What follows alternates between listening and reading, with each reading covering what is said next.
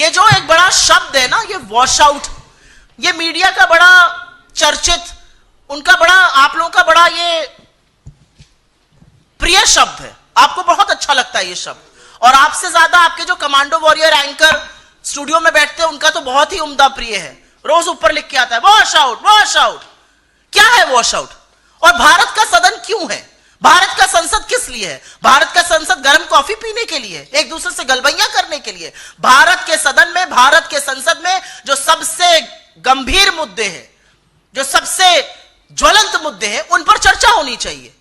एक आपका उद्योगपति जो नरेंद्र मोदी का चहेता है, यह सारी दुनिया जानती है। नरेंद्र मोदी के कहने से उसको श्रीलंका में, बांग्लादेश में, इजराइल में, कीनिया में, हर जगह डील मिलती है।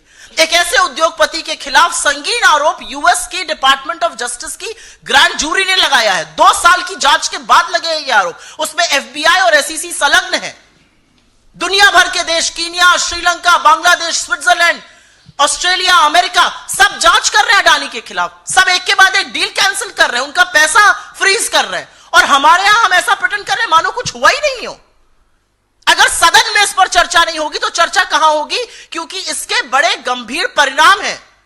अडानी पर जो जांच लगी है और जो शिथिलता नरेंद्र मोदी की सरकार और नरेंद्र मोदी के लोग और उनकी एजेंसियां दिखा रही हैं, वो पूरी तरह से भारतीय उद्योग जगत पर, भारतीय मार्केट पर, भारतीय इन्वेस्टर के लिए बहुत बुरा संकेत है।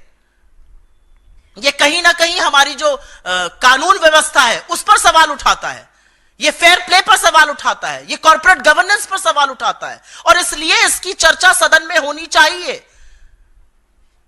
हमें मशक्कत करनी पड़ी थी जब इस सरकार ने मणिपुर पर चर्चा करी थी, और आप सबने देखा था कि 36 सेकंड मणिपुर बोलकर प्रधानमंत्री निकल गए थे। यह सरकार बेरोजगारी पर चर्चा नहीं करेगी, महंगाई पर नहीं करेगी, आर्थिक असमानता पर नहीं करेगी, अडानी पर नहीं करेगी। तो मोदी वंदन करने के लिए सदन नहीं है, वो बीजेपी के हेडक्वार्टर में करिए।